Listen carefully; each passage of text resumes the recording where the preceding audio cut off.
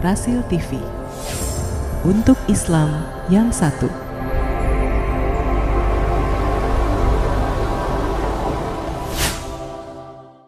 Assalamualaikum warahmatullahi wabarakatuh.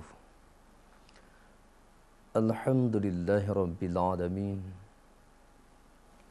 Alhamdulillahilladzi anzala ala abdihil kitaba wa lam yaj'al lahu iwaja qayyiman liyunzira ba'san syadidan min ladunhu wa yubashshiral mu'minin alladzina ya'maluna as-salihati anna lahum ajrun hasana makisina fihi abada. Asyhadu an la ilaha illallah wahdahu la syarika lah wa asyhadu anna Muhammadan abduhu wa rasuluh. Allahumma salli wa sallim wa barik ala sayyidina Muhammadin wa ala alihi wa sahbihi ajma'in. Amma ba'du. Faqad qala Allah Ta'ala fil Qur'anil Karim. أعوذ بالله من الشيطان الرجيم.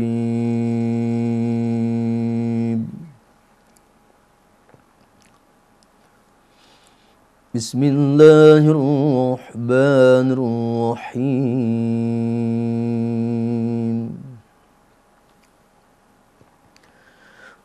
وإنه لتنزيل رب العالمين.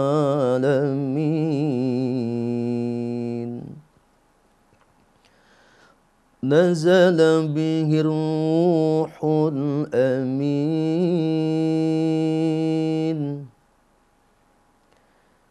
على قلبك لتكون من المنذرين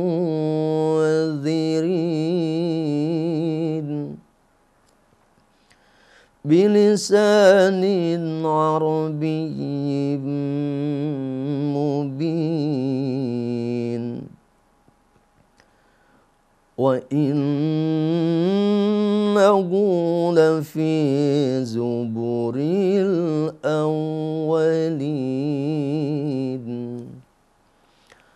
وقال رسول الله صلى الله عليه وسلم إن هذا القرآن معذوبة الله fata'allamu min ba'zubatihi mastata'tum.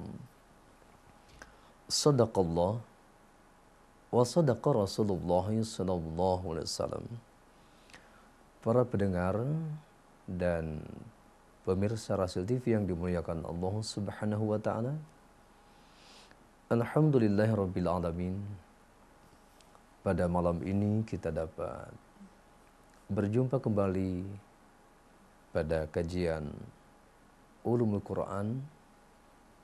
Kita mencoba, berusaha, berupaya untuk memahami Al-Quranul Karim dari berbagai macam sisi, dari berbagai macam aspeknya.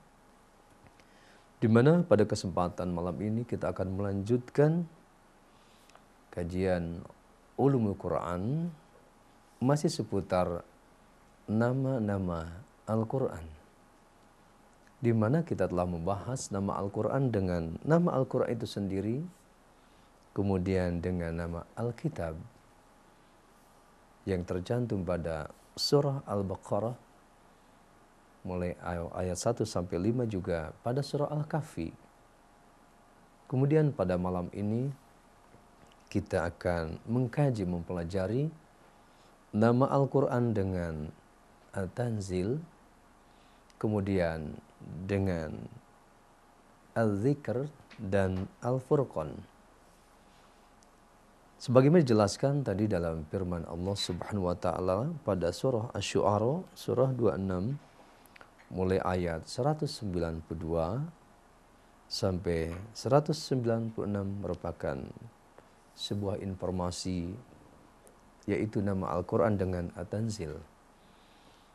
Di mana kita ketahui juga tadi dalam sebuah hadis Rasulullah SAW bersabda, Inna hadzal Qur'ana ma'dzubatullah. Sesungguhnya Al-Quran ini adalah hidangan dari Allah. Fata'alamu min ba'dubatihi mastata'tum. Maka pelajarilah hidangan Allah itu secara kontinu, secara istiqomah, secara terus-menerus, sesuai dengan kemampuan kita masing-masing. Ini tentunya sebuah anjuran bahwa kita pun tahu betapa agungnya kitab suci Al-Quran ini, betapa hebatnya Al-Quran ini, karena yang menurunkannya adalah zat yang maha agung, zat yang maha kuasa untuk memberikan bimbingan, petunjuk, tuntunan kepada umat manusia, terutama kepada kita sebagai muslim, sebagai orang yang bertakwa kepada Allah Subhanahu wa taala. Maka pelajarilah Al-Quran itu sesuai dengan kemampuan kita masing-masing, secara istiqomah, secara kontinu, terus-menerus, baik dari sisi bacaannya maupun dari sisi isi kandungannya. Pada surah Asy-Syu'ara ini Allah berfirman, A'udzu billahi minasyaitonir rajim. Bismillahirrahmanirrahim. Wa innahu latanzilu rabbil alamin. Dan sesungguhnya Al-Quran itu diturunkan oleh Rabbil Alamin, oleh Allah Subhanahu wa ta'ala yang memelihara, yang mendidik, yang menjaga seluruh alam.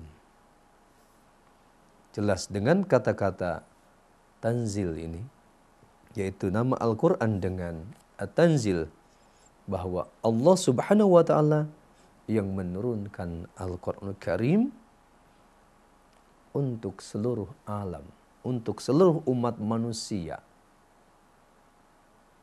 Kemudian proses turunnya Al-Quran, nazala bihir ruhul amin, yang dibawa, yang menurunkannya adalah melalui perantaraan malaikat Jibril alaihissalam.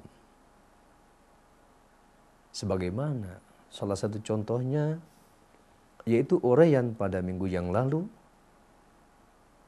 tatkala turun surah Al-Kahfi, maka Allah memerintahkan kepada malaikat Jibril untuk menyampaikan, untuk menjawab 3 pertanyaan yang disampaikan oleh orang-orang Quraisy setelah berkonsultasi dengan ulama Yahudi di Madinah. Kemudian ala qalbika litakuna minal munzirin, yaitu disampaikan kepada hati engkau wahai Rasulullah, litakuna minal munzirin, untuk memberi peringatan kepada seluruh umat manusia, bilisanin arabiyyin mubin, dengan bahasa Arab yang nyata. Wa innahu lafi zuburil awwalin, dan sesungguhnya Al-Quran itu juga sudah disampaikan, sudah dipaparkan informasinya dari kitab-kitab yang terdahulu, baik dalam kitab Taurat maupun dalam kitab Injil. Informasi Al-Quran sudah disampaikan, termasuk informasi mengenai Nabi terakhir, yaitu Nabi Muhammad sallallahu alaihi wasallam.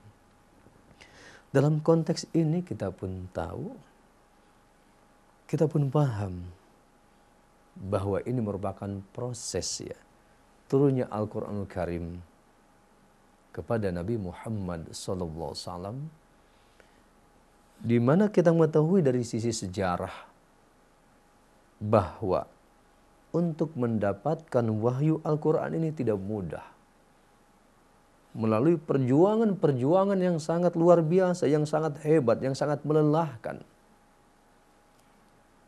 Bahkan waktunya pun begitu sangat panjang. 13 tahun periode Mekah, 10 tahun periode Madinah, jadi kurang lebih 23 tahun Al-Quran turun. Proses yang sangat panjang, perjuangan yang sangat luar biasa. Ini tentunya yang perlu kita perhatikan, yang perlu kita pikirkan, yang perlu kita renungkan agar kita tidak menyia-nyiakan Al-Quran Karim. Bagaimana perjuangan Rasulullah untuk mencari hakikat kebenaran ketika itu. Satu Ramadan, 2 Ramadan, 3 Ramadan, bahkan ada yang mengatakan sampai 7 Ramadan baru turun hanya 5 ayat pendek. Insya Allah kita akan bahas minggu depan. Ini adalah sebuah perjuangan yang sangat panjang, yang sangat hebat, yang perlu kembali kita pikirkan, kita renungkan untuk introspeksi diri kita masing-masing. Sejauh mana keimanan kita terhadap Allah Subhanahu wa taala, sejauh mana keimanan kita terhadap Nabi Muhammad SAW, juga sejauh mana keimanan kita terhadap Al-Quran Karim. Apakah kita masih menyepelekan, masih cuek, masih bahasa bodoh terhadap Al-Quran Karim? Padahal Al-Quran adalah diturunkan oleh Allah Subhanahu wa taala untuk menjadi petunjuk, bimbingan, tuntunan hidup kita di dalam menghadapi bahtera kehidupan yang sangat beragam, yang sangat hebat. Tantangannya begitu banyak. Maka tanpa Al-Quran kita pun hidup dalam kegelapan-kegelapan. Ini dengan penuh kasih sayang Allah, penuh kemurahannya kepada kita, menurunkan Al-Quran untuk memberikan peringatan. Jangan sampai kita itu salah jalan. Ini tentunya kita harus pandai bersyukur kepada Allah Subhanahu wa taala. Begitu nikmat yang Allah berikan kepada kita begitu sangat banyak sekali. Dari penciptaan alam semesta, diturunkannya Al-Quran, diturunkannya syariat Islam, diberikan kita ini anggota tubuh yang sempurna, akal, pikiran, hati kita Allah berikan. Mari kita manfaatkan dengan pemahaman terhadap Al-Quran dengan nama At-Tanzil, bahwa Al-Quran itu Allah yang nurunkan kepada Nabi Muhammad SAW melalui perantaraan malaikat Jibril. Maka mari kita sambut kehadiran Al-Quran ini. Kita manfaatkan, mengambil faedah yang banyak daripada kehadiran Al-Quran ini. Juga subhanallah ya, dalam ayat ini jelaskan bahwa Al-Quran menggunakan bahasa Arab. Memang kita akui karena bahasa Arab itu adalah bahasa yang sangat luar biasa, yang sangat hebat, yang sangat luas, yang mempunyai kosakata yang banyak sekali. Pantas Al-Quran diturunkan dengan bahasa Arab. Dan tentunya untuk memahami Al-Quran itu sendiri, tanpa bahasa Arab juga sulit. Oleh sebab itu untuk memahami Al-Quran yang berbahasa Arab ini, kita pun harus berusaha mempelajari bahasa Arab.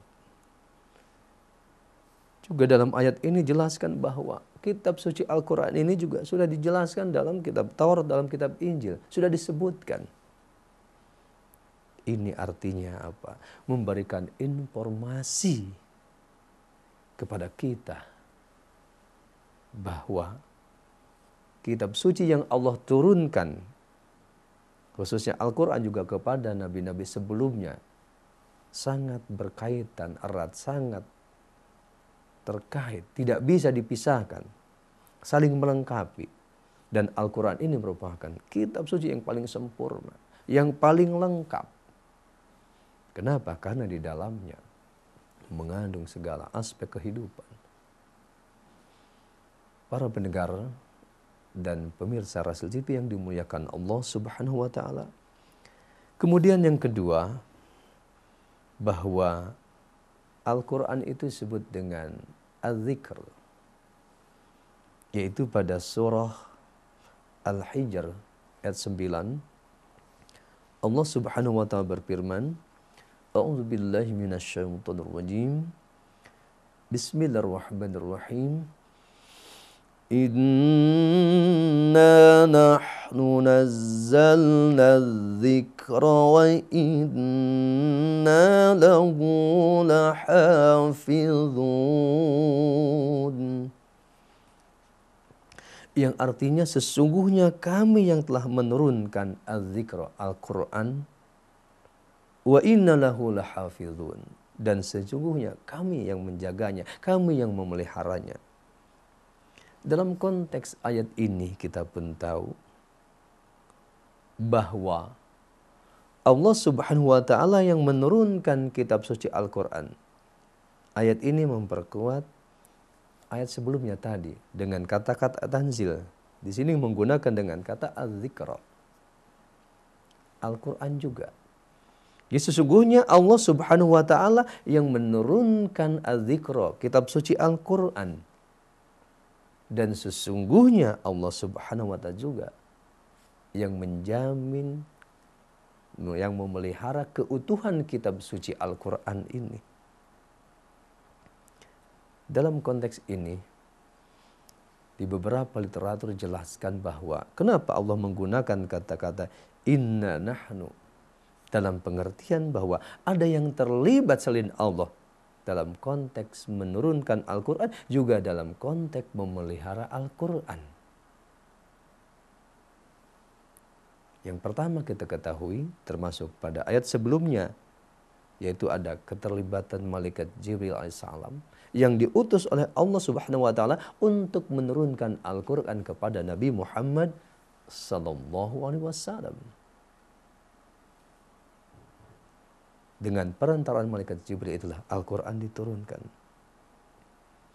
Juga Allah memeliharanya, Allah menjaganya. Dan ini terbukti.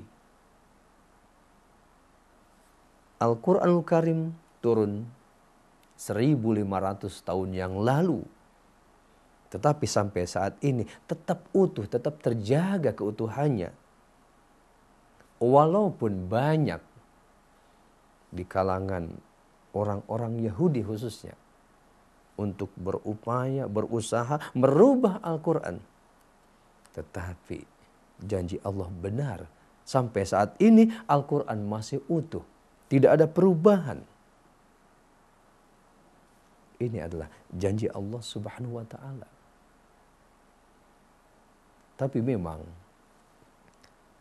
kalau kita perhatikannya, banyak upaya-upaya untuk merubah Al-Quran, untuk merusak Al-Quran. Tetapi kita dengan mengenal kitab suci Al-Quran ini yang ditulis dengan Rasm Utsmani misalkan, itu tetap terjaga keutuhannya. Tetapi kalau kita mencoba, kita mengecek, mengcopy paste ya, ayat Al-Quran dalam komputer misalkan, itu sudah diacak, sudah dirusak. Itu pun ketahuan. Sehingga kita harus hati-hati ketika kita mengcopy paste di dalam komputer misalkan tentang ayat-ayat Quran, dicek apakah ada perubahan. Nah, ketika ada perubahan maka kita buang, kita ganti. Dan itu banyak terjadi. Ayatnya diacak. Satu ayat itu diacak, kadang yang akhir ditaruh di depan, yang depan taruh belakang. Itu pun ketahuan bahwa itu, jangan pakai itu. Itu sudah diacak, sudah dirusak. Tapi alhamdulillah dengan adanya Al-Quran Rasm Utsmani ini, Al-Quran tetap terjaga. Inilah adalah janji Allah Subhanahu wa ta'ala.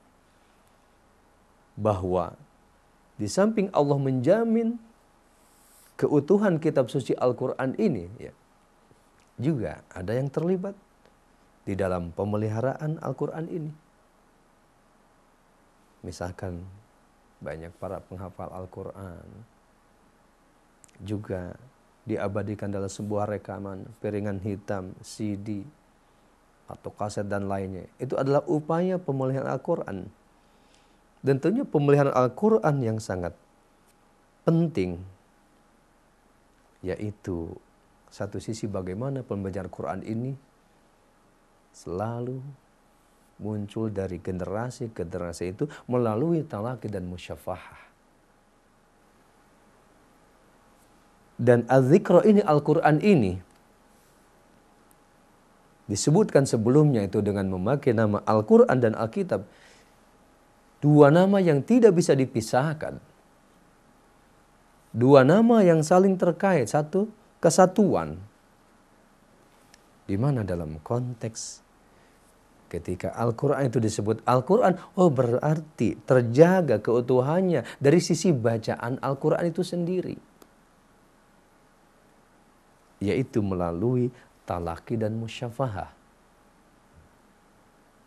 Sama ketika malaikat Jibril menyampaikan wahyu Al-Quran kepada Rasulullah.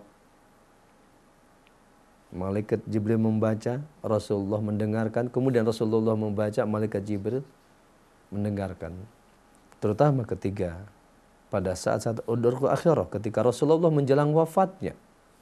Itu dalam Ramadan terakhir. Rasulullah membacakan 2 kali, 2 khotam di hadapan malaikat Jibril. Ini adalah tradisi talaqi musyafahah untuk menjaga keutuhan bacaan Al-Quran. Demikian pula Rasulullah mengajarkan kepada para sahabatnya langsung dengan talaqi musyafahah. Bahkan ada sebuah literatur yang mengatakan dengan sistem 10 ayat. 10 ayat diajarkan oleh Rasulullah, kemudian oleh para sahabat dihafal, dipahami, kemudian diamalkan dalam kehidupan, kemudian nambah lagi. Ini adalah sebuah metode. Kemudian para sahabat setelah Rasulullah wafat mengajarkannya kepada tabi'in, tabi'in kepada tabi'in, tabi'in, sampailah kepada generasi kita. Oleh sebab itu kita berupaya agar kita juga menjadi bagian termasuk orang-orang yang memelihara keaslian Al-Quran. Kita berupaya, kita berusaha agar kita termasuk orang yang menjaga Al-Quran, bukan yang merusak Al-Quran. Kita berupaya, yaitu melalui talaqi musyafahah. Kita belajar langsung kepada guru-guru yang mempunyai sanad Al-Quran, yang pernah juga belajar kepada guru-gurunya juga sama, yang mempunyai sanad baca Al-Quran yang resmi, yang tertulis. Ini penting tentunya kita lakukan. Makanya kalau kita belum pernah misalkan membaca Al-Quran di hadapan guru-guru Al-Quran, istilah seumur hidup sekali kita membaca Al-Quran di hadapan guru itu sebenarnya tidak cukup. Perlu waktu yang cukup panjang, berkali-kali khotam Quran di hadapan guru kita. Ini adalah upaya kita. Satu sisi untuk berusaha agar kita semua mampu membaca Al-Quran secara baik dan benar, sesuai yang Allah turunkan kepada Nabi Muhammad SAW. Maka caranya adalah dengan talaqi musyafahah. Langsung belajar kepada guru-guru ahli Al-Quran yang secara khusus mempunyai sanad bacaan Al-Quran yang resmi. Ini tentunya penting. Berupaya semampu kita. Kemudian nanti kita wariskan kepada generasi-generasi kita juga. Ini adalah upaya kita pun supaya kita terlibat, termasuk orang-orang yang menjaga, memelihara keutuhan Al-Quranul Karim. Subhanallah. Oleh sebab itu tentunya kita pun terus berupaya, berusaha ya, semampu kita. Walaupun kita sibuk, banyak pekerjaan, tetapi luangkan waktu untuk mempelajari Al-Quran. Luangkan waktu untuk membaca Al-Quran. Luangkan waktu untuk memahami isi kandungan Al-Quran.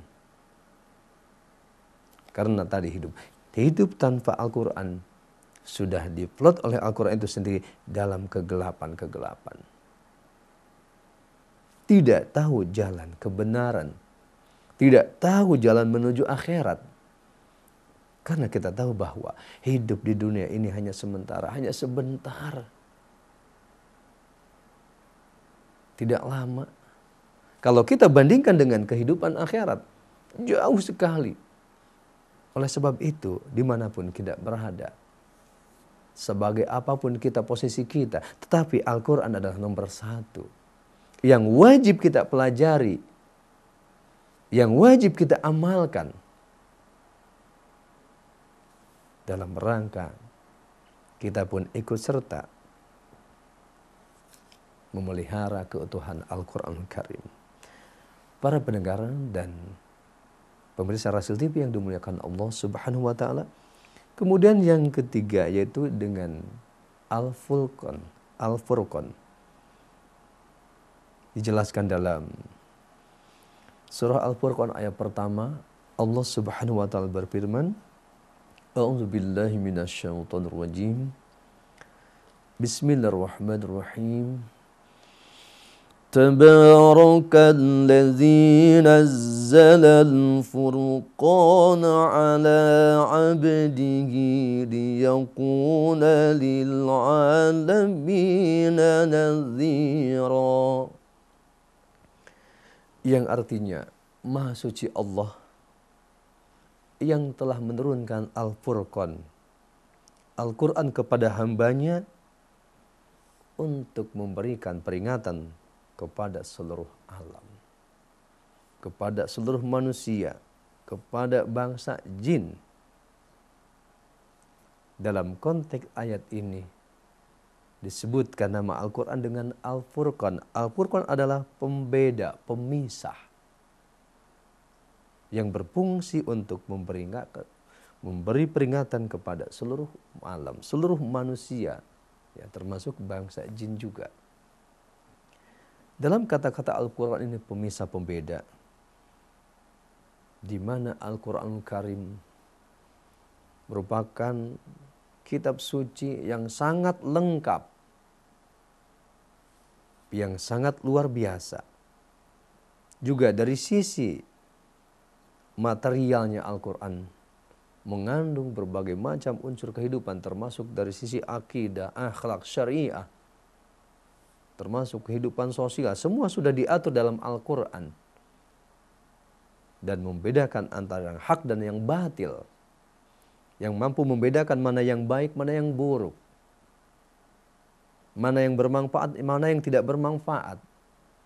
Bahkan dengan penuturan sisi sejarahnya Al-Quran memberikan informasi yang sangat jelas, yang sangat luas, yaitu memberikan pemisahan antara anak-anak dengan dewasa dari sisi kemanusiaannya. Berbeda. Kemudian juga di sisi mukjizat. Di dalam Al-Quran jelaskan bahwa mukjizat para nabi sebelum Nabi Muhammad SAW bersifat material. Langsung bisa dilihat ketika itu. Dan hanya berlaku ketika itu. Nah, dengan Al-Quran itu berbeda. Al-Quran bersifat imaterial, rasional, universal, dan berlaku sampai sepanjang masa. Ini bedanya. Dengan kata-kata Al-Furqan ini kita diberikan informasi, diberikan penjelasan bahwa kitab Al-Quran merupakan mukjizat yang sangat hebat, mukjizat yang abadi, mukjizat yang kekal, yang bersifat rasional, imaterial, dan bersifat universal. Kita lihat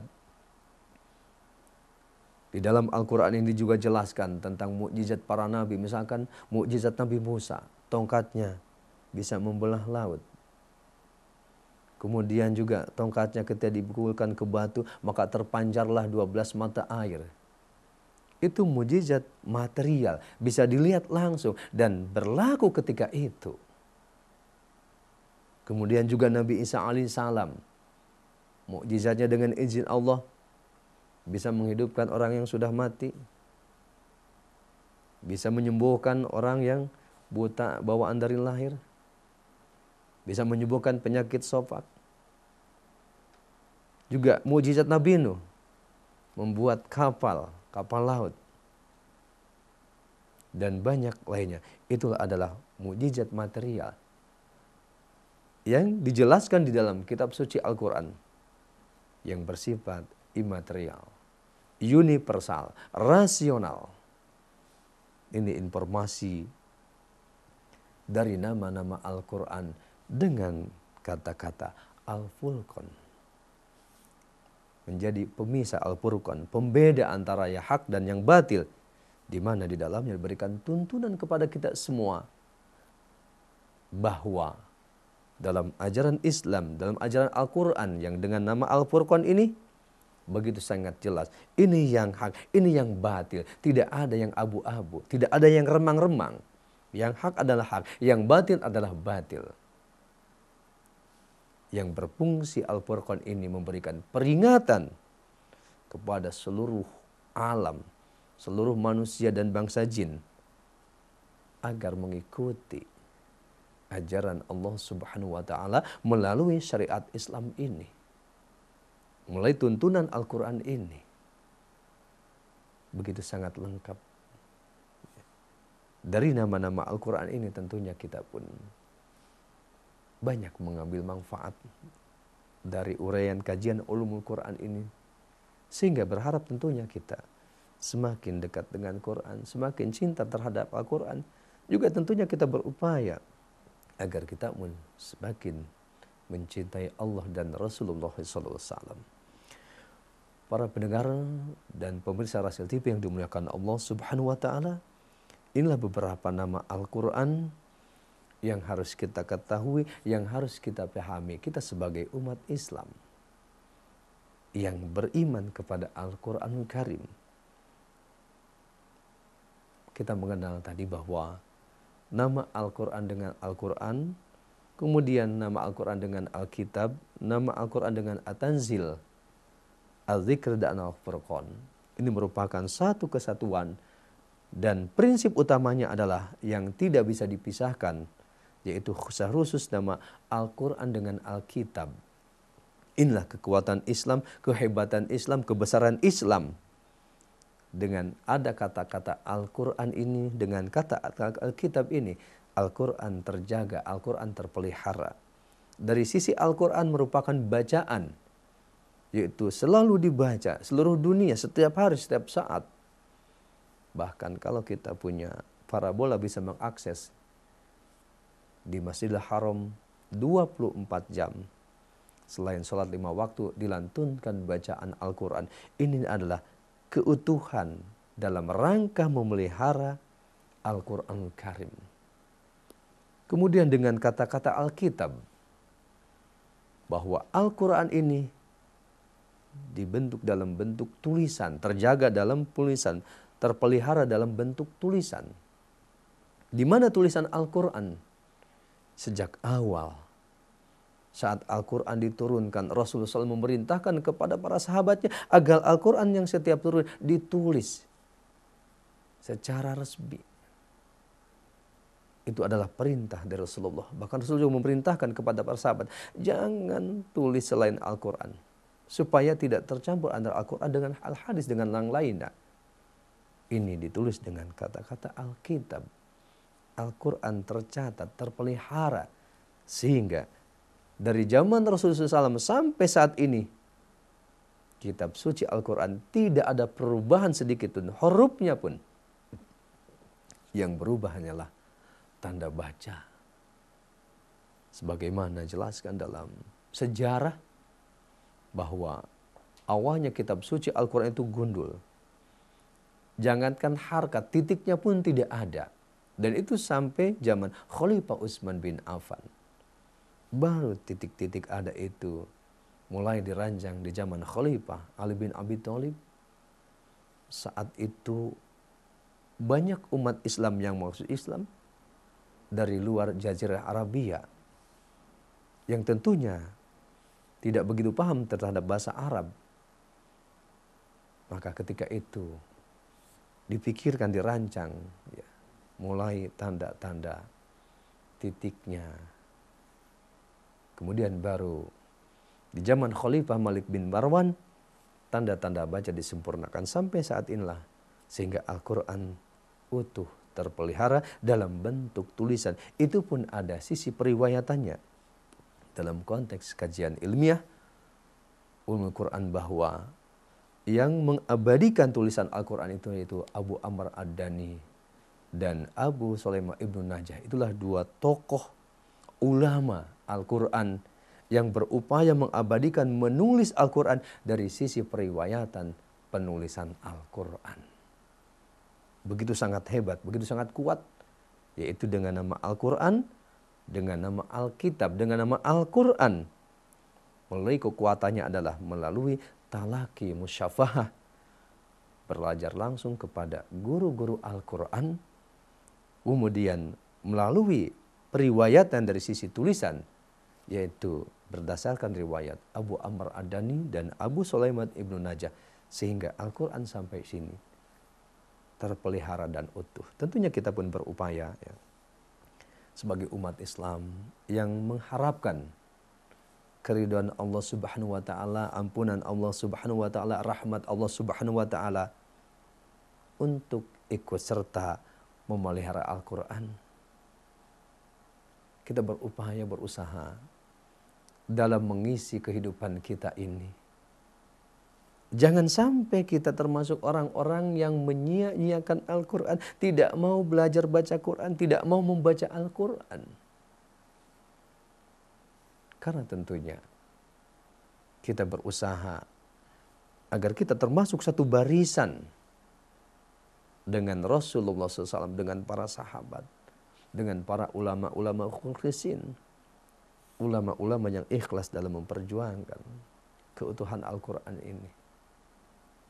Oleh sebab itu, kita berupaya mulai informasi kajian ulumul Quran ini, agar kita pun termasuk orang-orang yang berusaha menjaga, memelihara keutuhan Al-Quranul Karim.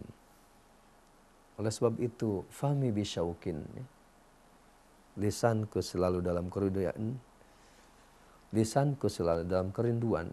Kita terapkan dalam kehidupan kita, agar kita benar-benar selalu rindu dengan Al-Quran, selalu rindu untuk terus-menerus memperbanyak membaca Al-Quran.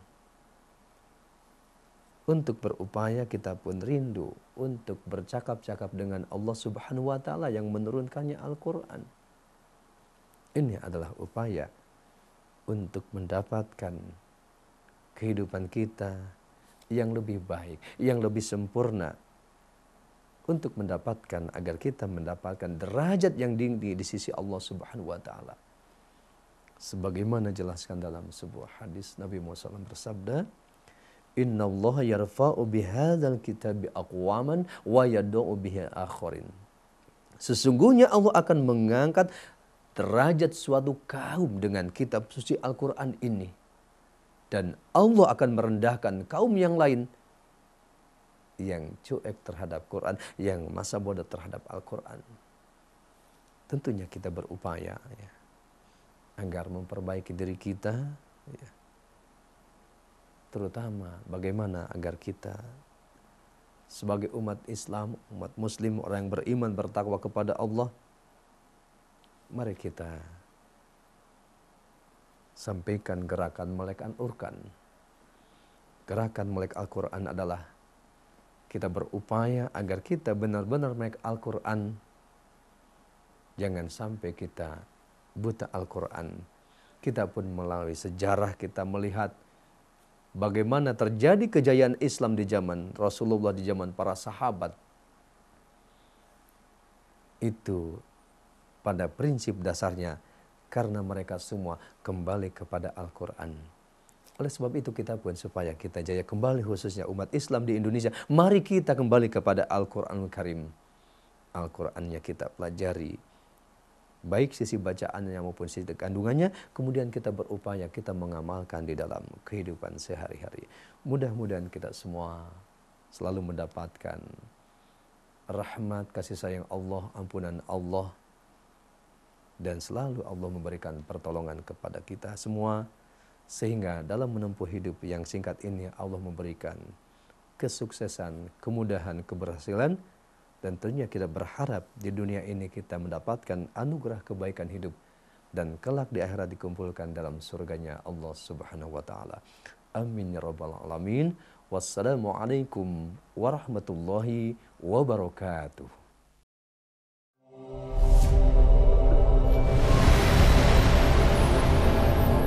Rasil TV, untuk Islam yang satu.